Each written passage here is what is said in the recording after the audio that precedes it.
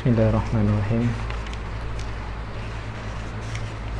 Alhamdulillahirabbil alamin. Wassalatu wassalamu ala asyrafil anbiya'i wal mursalin wa ala alihi wa sahbihi ajma'in. Rabbi shrah lana sudurana wa yassir lana umurana wahlul 'uqdatam min alsinatina yafqahu aqwalana. Subhanaka la ilma lana illa ma 'allamtana innaka antal alimul hakim. Wala haula wala quwwata illa billahil aliyyil azim. Allahumma ij'alil qur'anal karim rabi'a qulubina wa nura sudurina wa dhahaba humumina wa jalaa'a ahzanina warzuqna tilawatahu ana al-laili wa ana an-nahar wa 'allimna minhu ma jahilna wa dhakkirna minhu ma nussina waj'alhu hujjatan lana yawmal qiyamah. Sadaqallahul azim. Qala Allah subhanahu wa ta'ala, a'udzu billahi minasyaitonir rajim. Wa ma khalaqtul jinna wal insa illa liya'budun. Ma uridu minhum min rizqin wa ma uridu an yut'imun. Innallaha huwar razzaqu dzul quwwatil matin. Tidaklah aku jadikan jin dan manusia melainkan untuk mereka beribadah kepadaku. Aku tidak sekali-kali menghendaki sebarang rezeki pemberian dari mereka, dan aku tidak menghendaki supaya mereka memberi makan kepadaku. Sesungguhnya Allah lah sahaja yang memberi rezeki kepada sekalian makhluknya, dan dialah sahaja yang mempunyai kekuasaan yang tidak terhingga, lagi yang maha kuat kukuh kekuasaannya. Sadaqallahul azim. Surah At-Tur ayat 56 sehingga ayat 58. Alhamdulillah, pertama sekali kita lafazkan syukur kepada Allah Azza wa Jal kerana kita masih lagi dikurniakan nikmat iman dan Islam, nikmat kesihatan, nikmat masa lapang, dan dengan nikmat ini kita gunakan seluruhnya untuk perjuangan Islam dan memanfaatkan masa dengan pembudayaan ilmu. Pembudayaan ilmu bermaksud kita akan cuba usaha mendapatkan segala maklumat melalui ilmu. Yang kedua, kita cuba berkongsi ilmu yang sekadar mana kita tahu kepada orang lain. Yang ketiga, kita tidak menghalang sesiapa sahaja yang ingin berkongsi tentang ilmu yang bermanfaat. Dan yang keempat, kita bertanggungjawab dengan masa yang diberikan untuk diluangkan dengan ilmu.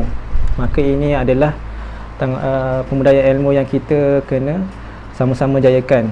Pembudayaan ilmu sangat terhakis di kalangan umat Islam hari ini. InsyaAllah pada hari ini kita akan sama-sama berkongsi murajaah sebuah tajuk daripada kitab Ma'ah Qasasis Sabiqin fil Quranil Karim, dan tajuk ini dalam surah Al-Baqarah ayat 256.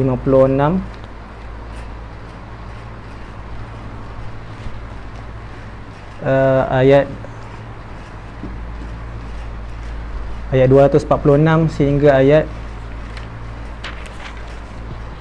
251. Okey. Dan kisah ini adalah dinamakan kisah Talut. Cerita ini berkait dengan kisah Bani Israel. Kisah Talut terkait dengan Bani Israel. Kita ulang semula murajaah. Bani Israel adalah anak beranak Nabi Yaqub alaihissalam, iaitu cucu Nabi Ibrahim alaihissalam. Nabi Ibrahim melahirkan dua orang anak, iaitu Nabi Ismail dan Nabi Ishaq. Jadi Nabi Yaqub bin Ishaq bin Ibrahim. Jadi Yaqub adalah cucu Nabi Ibrahim alaihissalam. Maka Bani Israel adalah anak beranak Nabi Yaqub alaihissalam. Israel iaitu hamba Allah, Abdullah, ataupun Mujahiduddin, pejuang agama Allah Subhanahu wa taala. Ini adalah maksud Israel, tapi konotasi hari ini adalah negatif, yang kita rasa dia telah diseleweng oleh golongan Yahudi. Baik, hari ini kita masuk kisah Talut, dan sebelum itu sejarah-sejarah atau kisah dalam Al-Quran. 1/3 daripada Al-Quran mengisahkan tentang kisah-kisah dalam Al-Quran, cerita-cerita dalam Al-Quran berkaitan golongan terdahulu, para nabi dan sebagainya.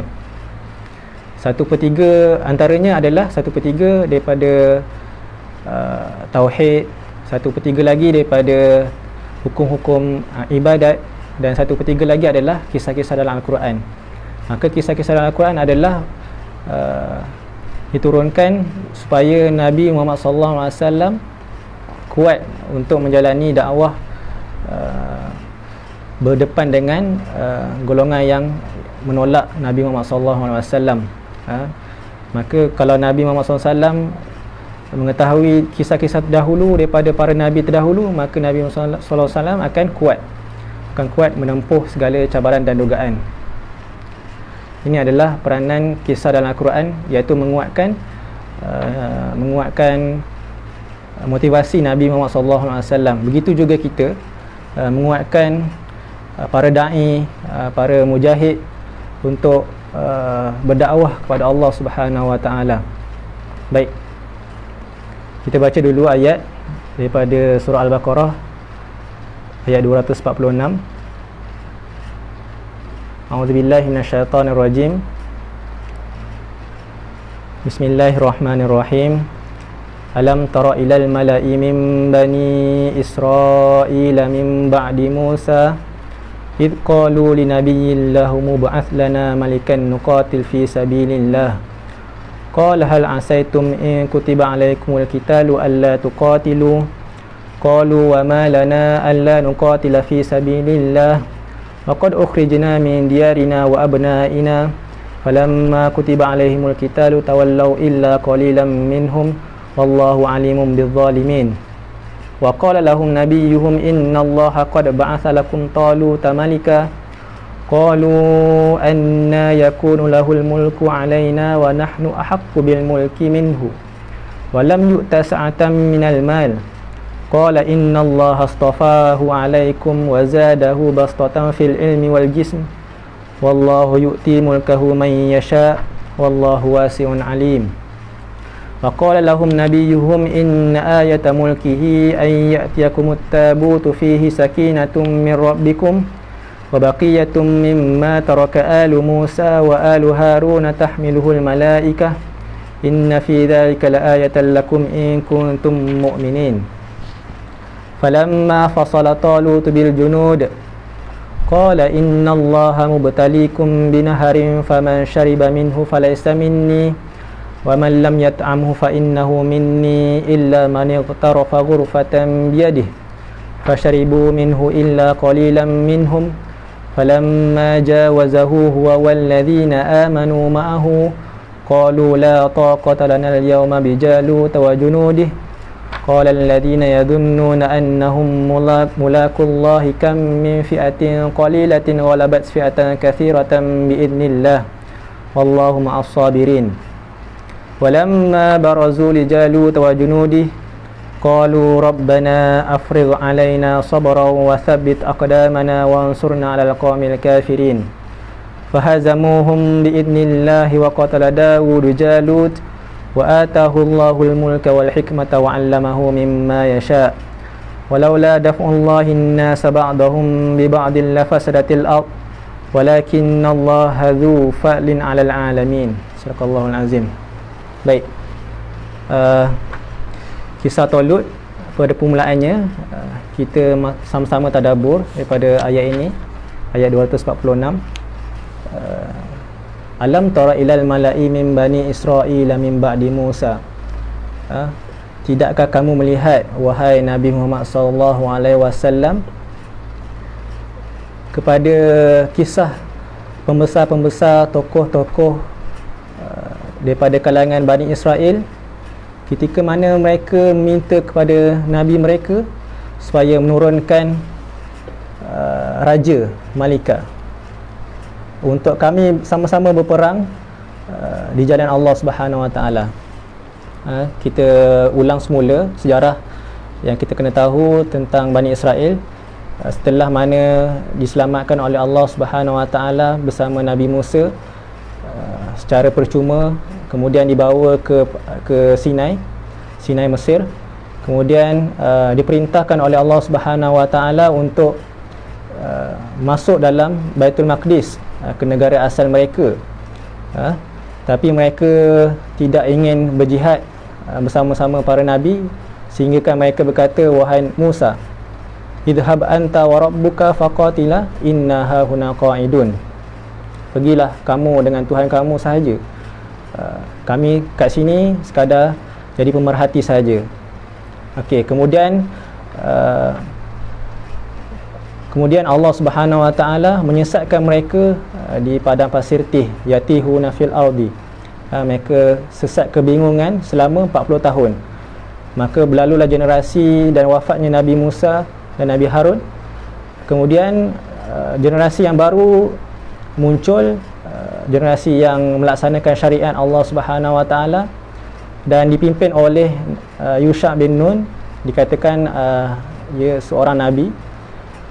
Maka Nabi Yusha bin Nun membawa generasi yang terbaru ke Baitul Maqdis, menentang kaum Jabbarin.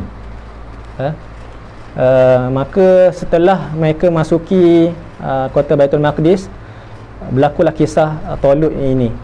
Kita kena tahu, apabila mereka berjaya masuk dalam Baitul Maqdis, mereka rasa berbagai nikmat. Kemudian mereka telah lalai sehingga mereka mengalpakan syariat-syariat Allah Subhanahu Wa Taala. Maka Allah turunkan kekuasaan menguasai mereka, iaitu daripada tentera Jalut yang dipimpin oleh Jalut.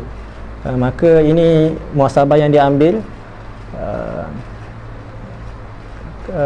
Kejatuhan Bani Israel berpunca daripada mereka sendiri, kerana mereka tidak melaksanakan syariat Allah Subhanahu Wa Taala. Apa yang Allah perintah mereka tidak ikut.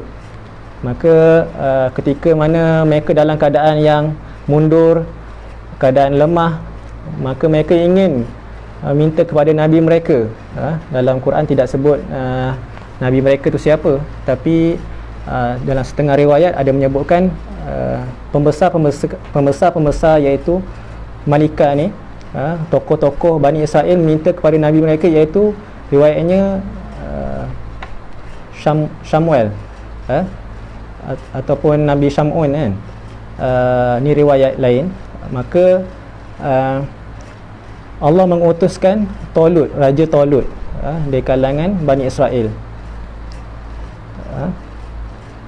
Kemudian Nabi mereka berkata kepada Bani Israel, qala hal asaitum in kutiba alaikumul qitalu alla tuqatilu.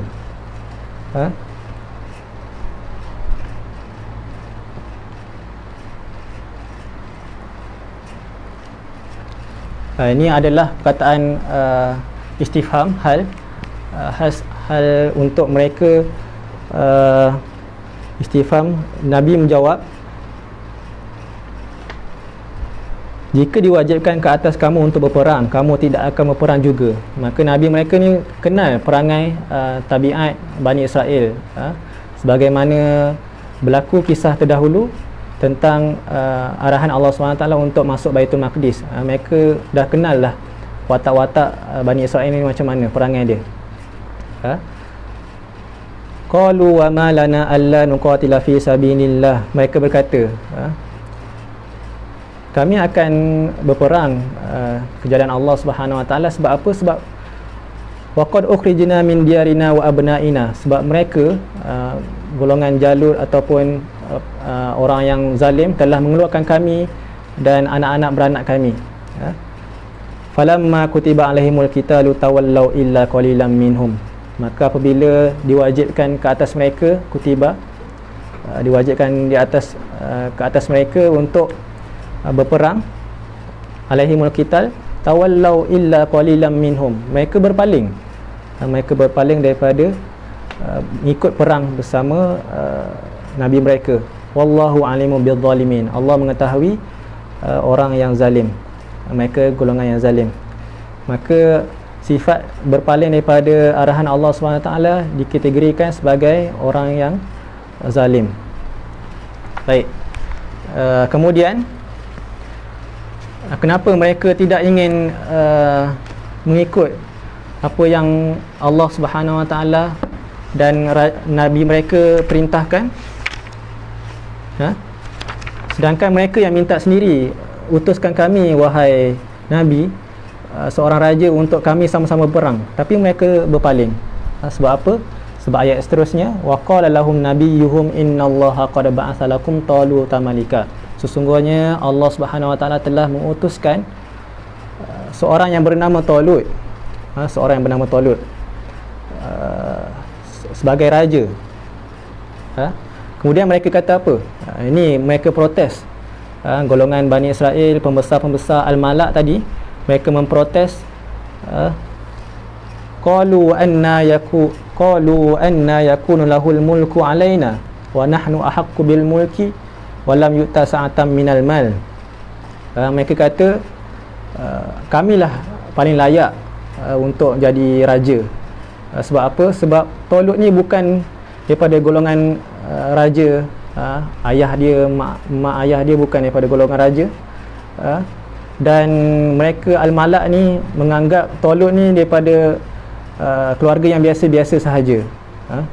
Sedangkan mereka, nasab mereka adalah nasab yang pembesar-pembesar, mempunyai harta yang banyak.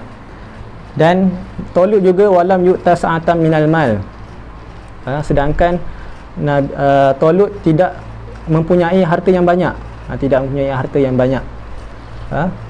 Kemudian Allah menjawab, Allah membalas andaian mereka, tuduhan mereka yang mengatakan Talut ni tak ada guna pun. Talut ni tak ada guna pun.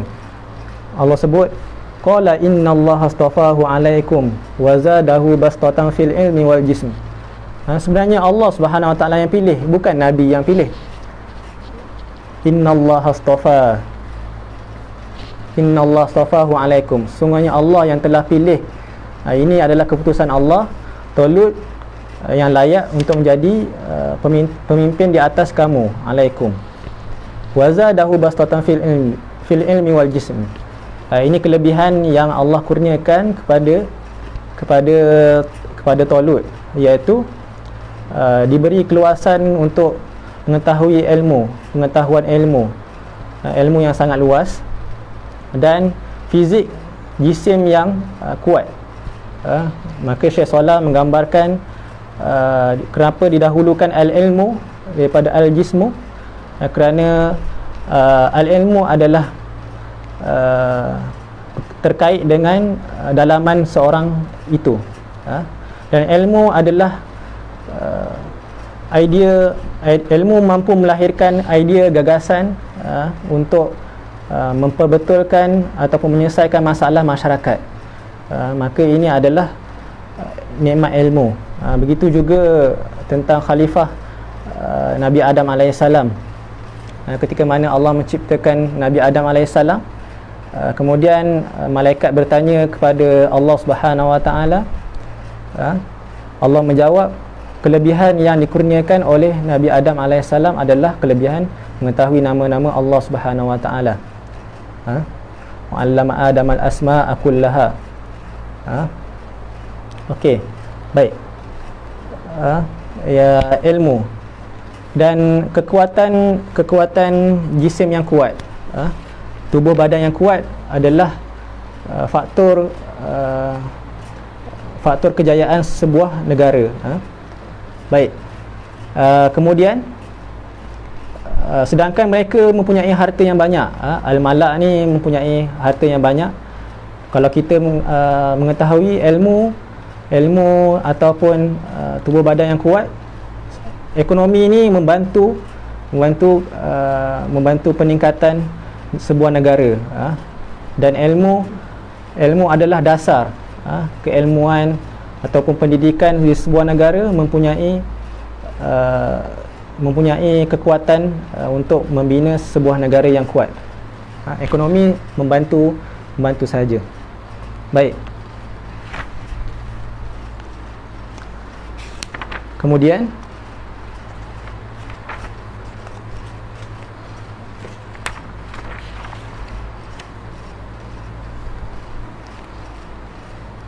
inilah yang ditafsirkan oleh Al-Imam Razi dalam tafsir Al-Kabir, Fakhruddin Al-Razi.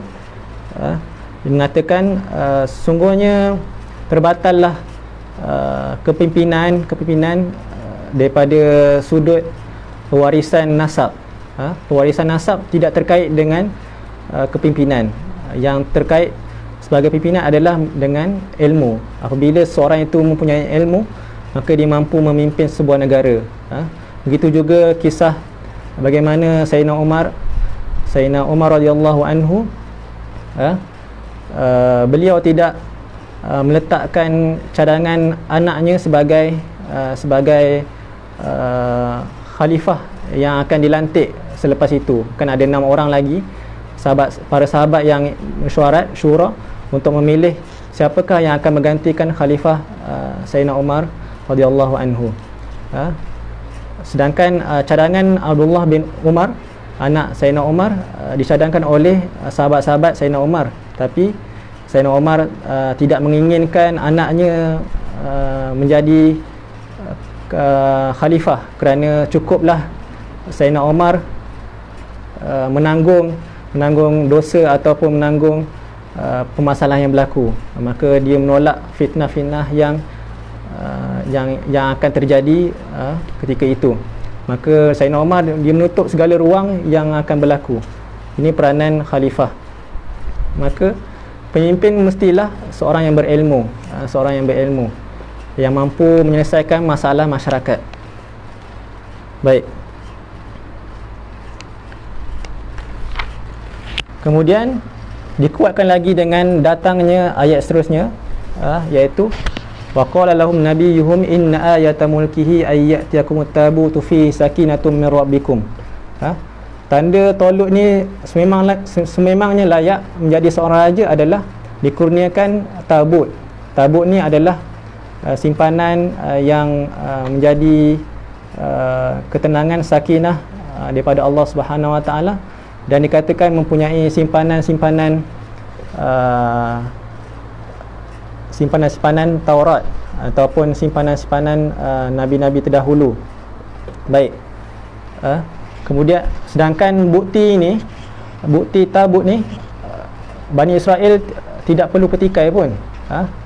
Bani Israel sepatutnya dia seorang yang golongan yang Islam, orang Islam terdahulu, tidak memerlukan bukti pun untuk mengiktiraf Talut ni sebagai raja. Sedangkan mukjizat ataupun tanda-tanda kekuasaan Allah Subhanahu Wa Taala ini adalah untuk mereka yang mengingkari arahan Allah Subhanahu Wa Taala. Kalau kita lihat semula mukjizat-mukjizat yang diturunkan kepada Nabi Musa, Nabi Saleh, Nabi Muhammad sekalipun, mukjizat-mukjizat yang diturunkan adalah untuk menentang kaum yang kufur, mereka yang tidak ikut arahan Allah Subhanahu Wa Taala, tidak mau beriman kepada Allah Subhanahu Wa Taala, tidak mau beriman kepada nabi mereka. Tapi Bani Israel ni ingin juga meminta bukti, kalau kau ni raja, tunjukkan bukti apakah yang menyebabkan kau ni layak menjadi raja. Maka Allah turunkan tabut kepada Talut. Baik. Kemudian selepas dikurniakan tabut, ayat seterusnya, falamma fasala Talut bil junud qala innallaha mubtaliikum binaharin faman syariba minhu falaysa minni. Kemudian datanglah waktu ketika ingin mereka berperang bersama Jalut. Talut membawa tenteranya dan memberitahu pada awalnya nasihat supaya tenteranya jangan minum di dalam sungai, sebatang sungai yang akan kamu lalui. Ini adalah ujian. Innallaha mubtaliikum binaharin faman syariba minhu falaysa minni. Allah telah menguji kamu, Allah akan uji kamu dengan sebatang sungai, maka kamu jangan minum. Faman lam yat'amhu fa innahu minni. Illa man ightarafahu fatam yadihi. Barang siapa yang faman syariba minhu, barang siapa yang minum, dia bukan daripada kalangan aku. Dia bukan daripada pasukan kami. Jadi Talut membuat satu selection ataupun perkadiran yang terakhir, iaitu dengan menguji adakah tenteranya mampu mengikut arahannya dengan tidak meminum air yang daripada sungai tersebut. Siapa yang tidak minum, dia adalah daripada kalangan kumpulanku, pasukan yang tentera paling kuat. Maka mereka fasyaribu minhu illa qalilan minhum, maka kebanyakan mereka minum. Yang sedikit itu, minoriti itu adalah yang tidak minum, kecuali dengan satu cedokan sahaja daripada tangan mereka. Ini adalah golongan yang minoriti. Mereka minum, tapi mereka tak minum banyak. Adapun golongan yang minum sampai kenyang, sampai macam-macam lah. Mereka minum sampai tak larat, sampai tak larat. Maka mereka berkata, falamma jawazahu huwa wal ladina amanu ma'ahu qalu la taqata lana al-yawma bijalut wa junudih. Mereka yang telah minum tadi tu, mereka berkata pula, mereka berkata kepada kepada Talut, kami ni tak mampu nak berperang dengan Jalut. Jalut ni mempunyai tubuh badan yang besar, pasukan yang kuat, senjata yang hebat. Ini perangai Bani Israel, sedangkan mereka pada asalnya mereka yang ingin berperang. Dan apabila telah sampai Talut, telah dibuktikan dengan tabut, mereka terpaksa mengikut perang. Sebab apa? Sebab mereka tak ada alasan untuk tidak mengiktiraf Talut sebagai seorang raja. Maka apabila mereka diuji dengan sebatang sungai, mereka minum dengan kadar yang banyak, kecuali golongan yang sedikit sahaja. Ini adalah golongan yang sedikit ni adalah kumpulan Talut yang bersungguh-sungguh ingin berperang kepada Allah, berperang dengan Jalut. Maka golongan yang minum banyak ni, dia orang kata kami tak mampu, kami tak kuat untuk berperang melawan Jalut. Ini perangai yang sama juga terjadi ketika Nabi Muhammad sallallahu alaihi wasallam dalam peperangan Ahzab. Dalam surah Ahzab, golongan munafik menyebutkan cerita Ahzab ni, peperangan Ahzab ni peperangan yang sangat dahsyat. Sekutu-sekutu ataupun gabungan musuh-musuh Islam dari kalangan Yahudi, munafik dan kafir Quraisy di Mekah bergabung untuk memerangi Nabi Muhammad SAW. Dan viral ketika itu, tentera Islam akan hancur. Apa peranan munafik ketika itu? Mereka kata, ma wa'adanallahu wa rasulahu illa ghurura. Mereka kata apa yang kita tak akan menang, apa yang Allah telah janjikan, apa yang Allah telah janjikan, apa yang Rasul janjikan, melainkan itu hanyalah bohong sahaja. Bohong, illa ghurura. Tapi apakah peranan orang yang beriman? Orang yang beriman, dia menyebutkan haza ma wa'adanallahu wa rasuluhu wa sadaqallahu wa rasuluhu. Inilah apa yang dijanjikan oleh Allah Subhanahu wa taala dan Rasulnya, dan benarlah apa yang Allah dan Rasulnya janjikan. Ini peranan orang beriman. Maka dalam ayat ini disebutkan juga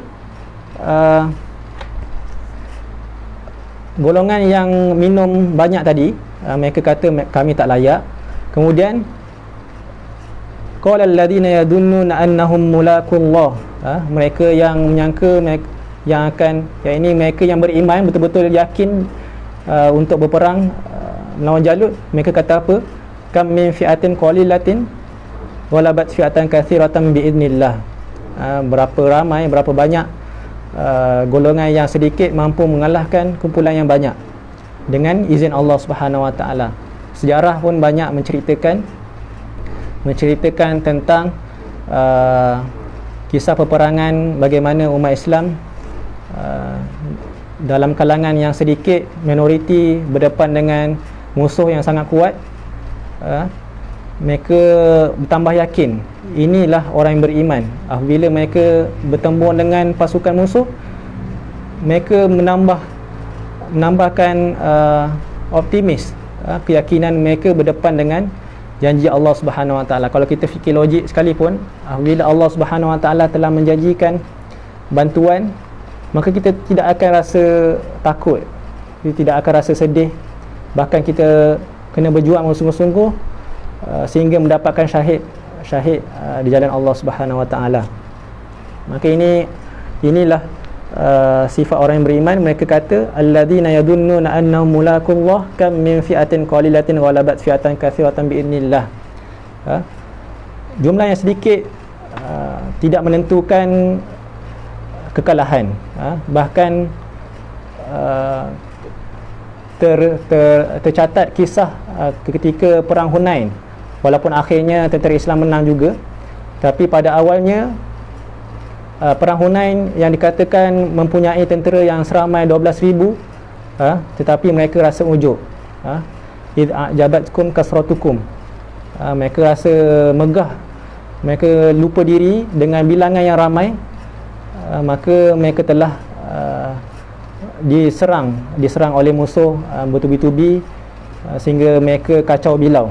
Kemudian Rasulullah SAW membuat selection yang terakhir, maka 1,500 dikatakan yang berperang bakinya memenangi peperangan Hunain. Baik, ini adalah jumlah minoriti.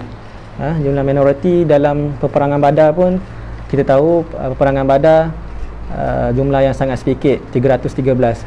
Begitu juga tentera Talut, diriwayatkan antara bilangan tentera Talut sekitar tentera Badar 313, 315 mungkin. Baik, wallahu ma'as sabirin.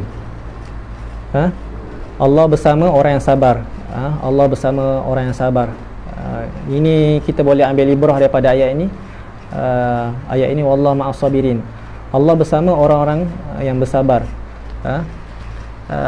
Maksud, sekiranya kita yakin Allah Subhanahu Wa Taala, kita benar-benar yakin Allah akan bersama kita dalam segala gerak kerja, kita tidak akan rasa risau, kita tidak akan rasa takut.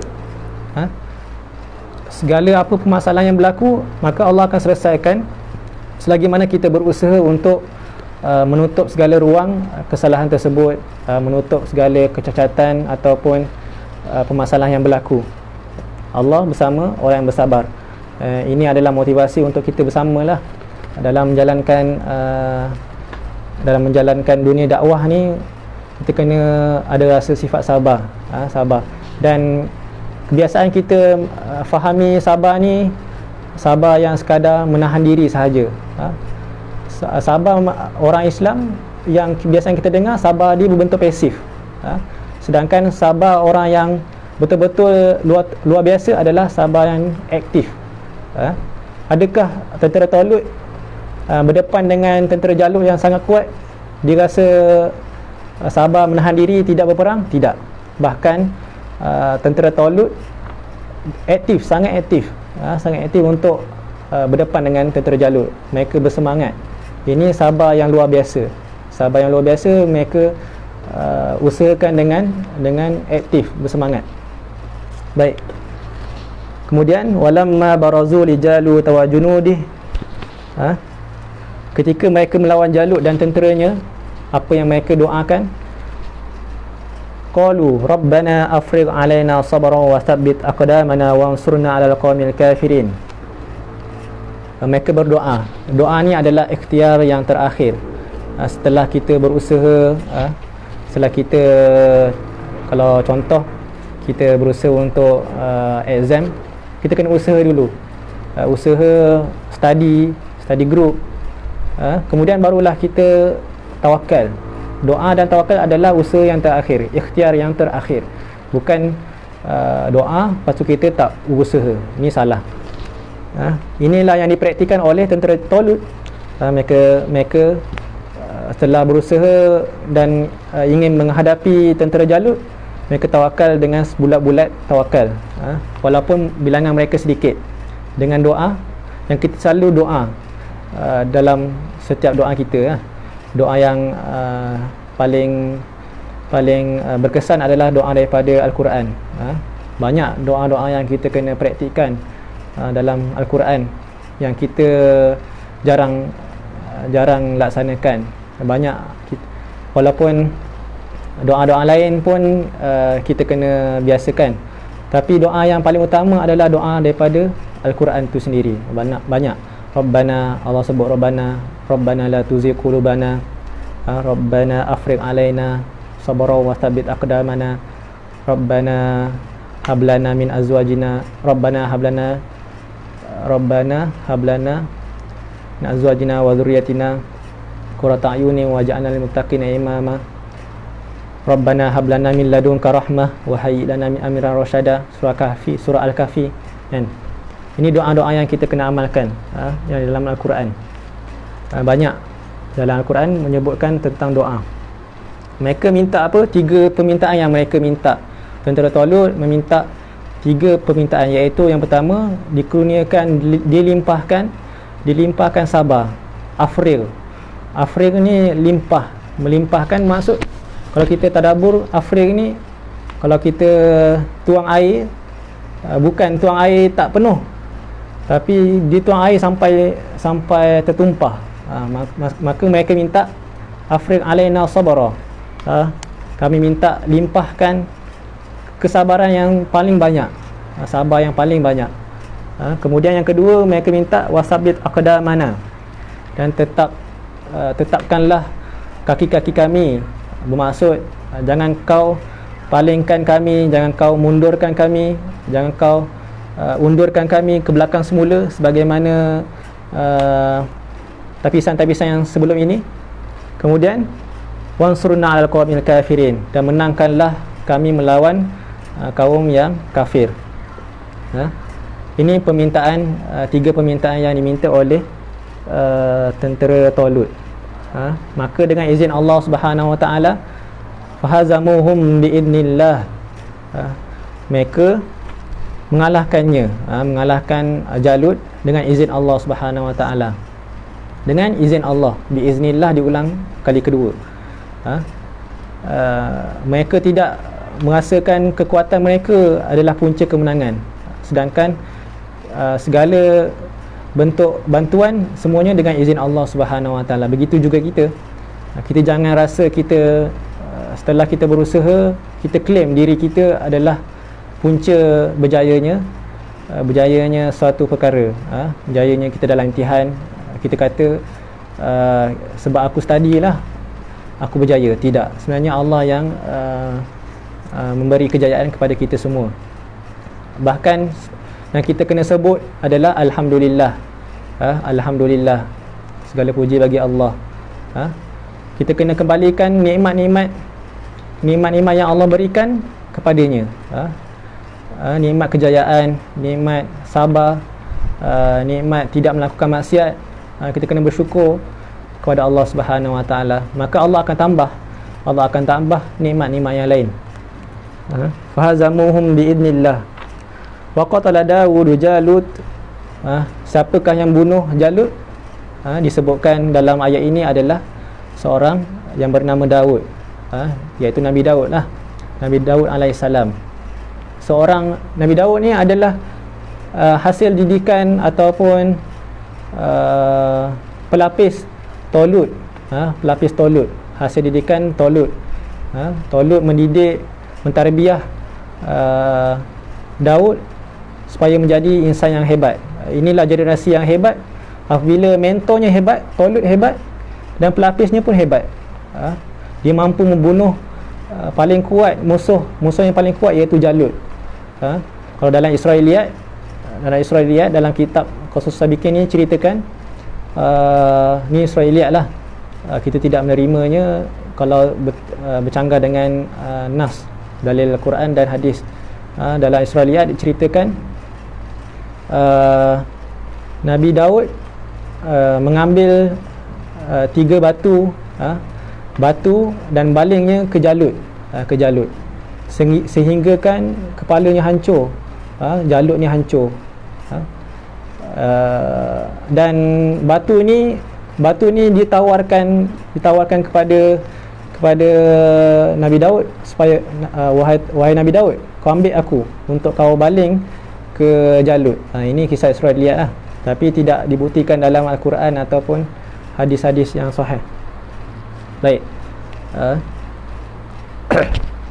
Kemudian wa atahu Allahul mulka wal hikmata wa 'allamahu mimma yasha. Kemudian Allah memberikan, setelah Nabi Daud berjaya membunuh Jalut, Allah memberikan kekuasaan ataupun kekuasaan lah, raja. Allah melantik Nabi Daud menjadi seorang raja, dan Allah memberinya hikmah. Hikmah ni adalah kebijaksanaan menyelesaikan suatu perkara. Kan kita selalu sebut kena dakwah dengan hikmah. Hikmah ni bermaksud kena selesai, maksudnya kita berdakwah dengan menyelesaikan satu perkara. Kalau tak selesaikan satu perkara, tidak berhikmah lah. Wal hikmah wa 'allamahu mimma yasha. Dan Allah mengajarinya apa yang dikehendaki. Allah mengajar ilmu-ilmu yang Allah kurniakan kepada Nabi Daud AS. Nabi Daud dia seorang Nabi dan dia seorang raja. Kalau Nabi-Nabi terdahulu tidak dikurniakan sebagai seorang raja, tapi Nabi Daud dia menjadi seorang raja dan dia menjadi seorang Nabi. Ini adalah nikmat yang diberikan pada Nabi Daud. Dan Nabi Sulaiman juga, setelah kewafatan Nabi Daud, anaknya Nabi Sulaiman memerintah selama 10 tahun, dan Nabi Daud memerintah selama 30 tahun. Sebab itulah Bani Israel sangat mengagungkan Nabi Daud dan Nabi Sulaiman alaihissalam, sebab mereka mampu mentadbir satu dunia. Baik. Walau la daf'ullahi an-nasa ba'dahum bi ba'din la fasadatil ard walakinnallaha dzu fadlin 'alal 'alamin. Kemudian Allah menyebut, dan jika Allah tidak melindungi sebahagian manusia dengan sebahagian yang lain, nescaya rosaklah bumi ini. Peperangan yang berlaku disebabkan kezaliman yang muncul daripada Jalut. Maka orang yang beriman, orang yang Islam, dia akan berusaha untuk memerangi orang yang zalim, orang yang zalim yang ingin menghancurkan Islam. Sebab itulah wa'iddu lahum mastata'tum minhum quwwah. Kena siap sedia segala kekuatan yang kita ada untuk memerangi musuh. Sebab apa? Dengan musuh itu, musuh akan membuat pelbagai perkara untuk menghancurkan Islam, untuk membunuhnya. Bahkan mereka lah yang membunuh orang-orang soleh, dan sebagainya. Walakinnallaha dzu fadlin 'alal 'alamin. Tapi Allah mempunyai kurniaan yang dilimpahkannya atas seluruh alam. Kurniaan Allah Subhanahu Wa Taala kepada sekalian alam, milik Allah Subhanahu Wa Taala. Baik.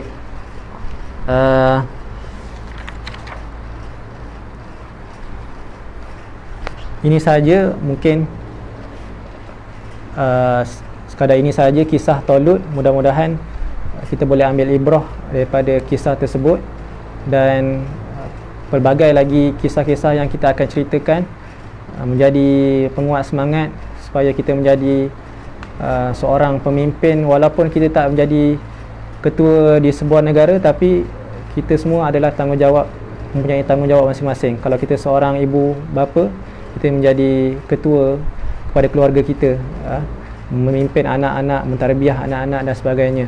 Begitu juga Talut, dia mentarbiah tentera-tenteranya, menapis menapis, mengkadir tentera-tenteranya yang ramai, dan memilih yang paling berkualiti. Sebab itulah kualiti itu sangat penting untuk membina sebuah masyarakat yang baik. Ilmu sangat penting, tubuh badan yang sihat sangat penting. Sebab itulah Daud ni, Nabi Daud alaihissalam adalah seorang pemuda yang muda, mampu menyelesaikan suatu perkara. Kadang-kadang kita mengharapkan orang tua sahaja untuk menyelesaikan satu perkara, sedangkan